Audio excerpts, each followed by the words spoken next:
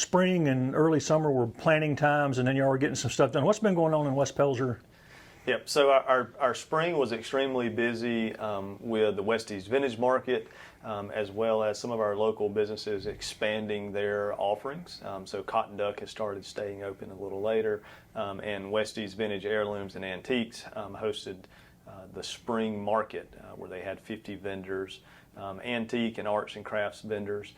So we had an amazing spring, and now we're looking forward to fall. Well, coming into summer, y'all are also honored for the town received an honor. We've talked about this, but just people who missed it.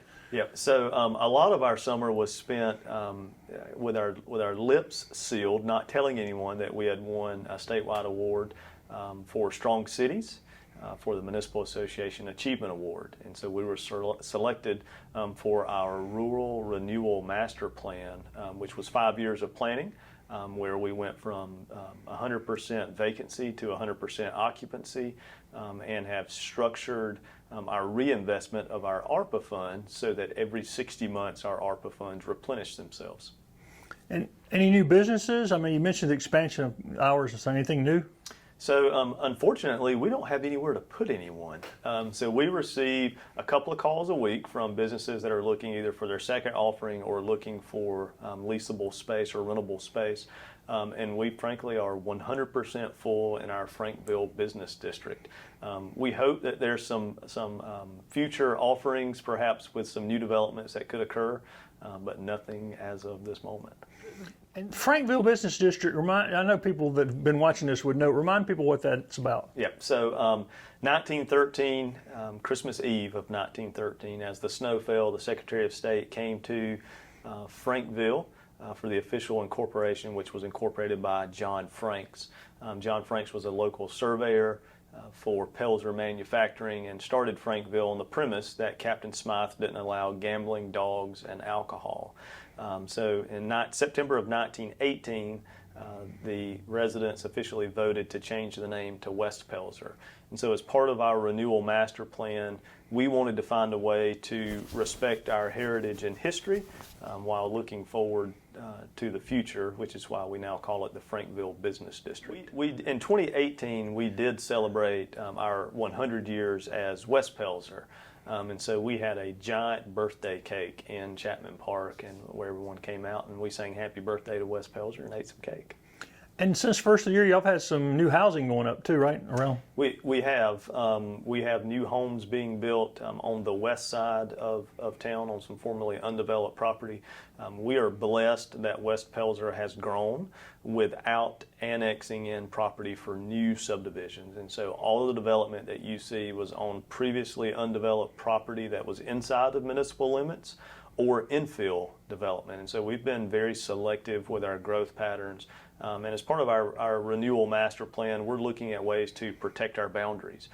So we have agricultural property that surrounds the west side of West Pelzer, and our goal is to look to the future of how we can preserve that as agricultural property forever. I'll also say that over the previous 18 months, West Pelzer has had right at 600 building permits pulled. Some of those are for additions and for upfits, but a lot of those are for new construction. And so West Pelzer is growing, and with a growing base and with millions of dollars of private investment in our residences, we're also going to see that tax base continue to grow. Any update on the trails ideas? No updates on trails per se specific to projects. We are making strides as we have joined ANATs, which will now be called ACATs. And so we look forward to what they'll produce in 2024 for their long-range transportation plan, but then also updating their transportation improvement program.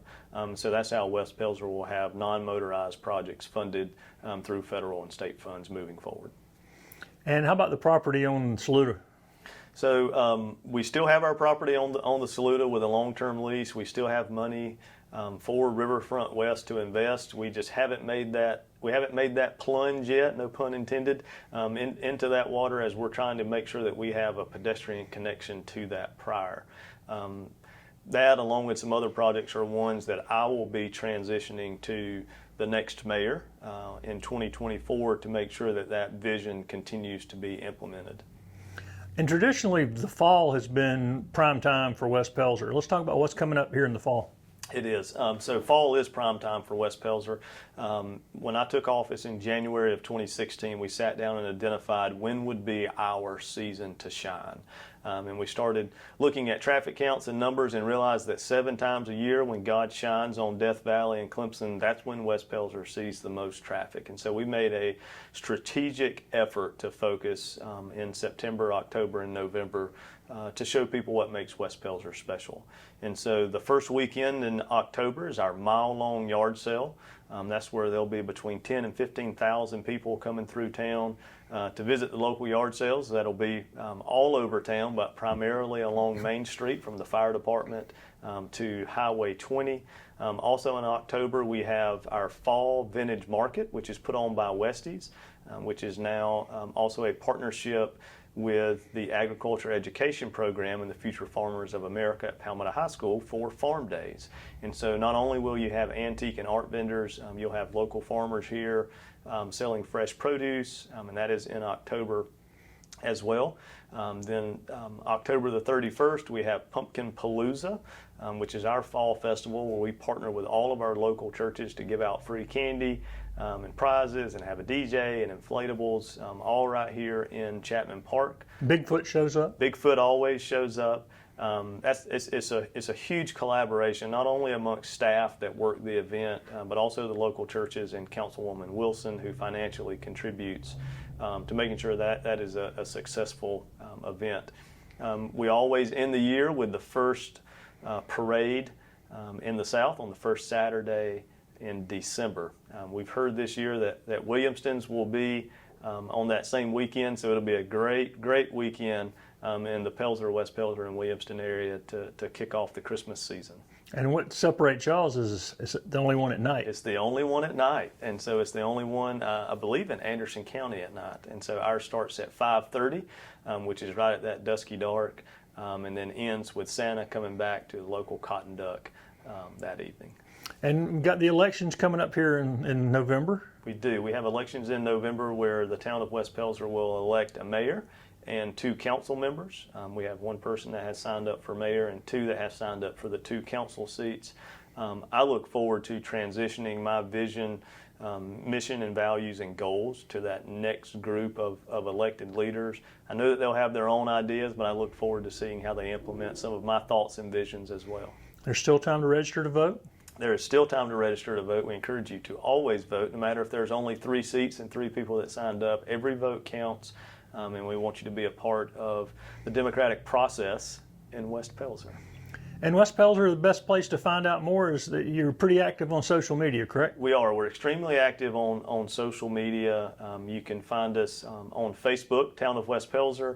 You can find us on Instagram under West Pelzer Mayor. That's my personal one, so you might get some family stuff included in there as well, but we always try to keep everyone updated as to what's going on in town.